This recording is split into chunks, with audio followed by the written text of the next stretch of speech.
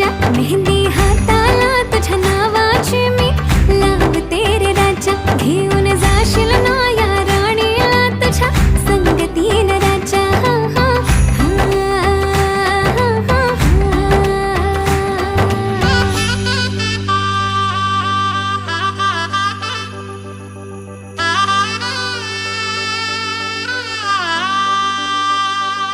सजली ही नवरी बाई नवरोबासाठी ग, गाली हळदी चाले दिसते किती गोड ग.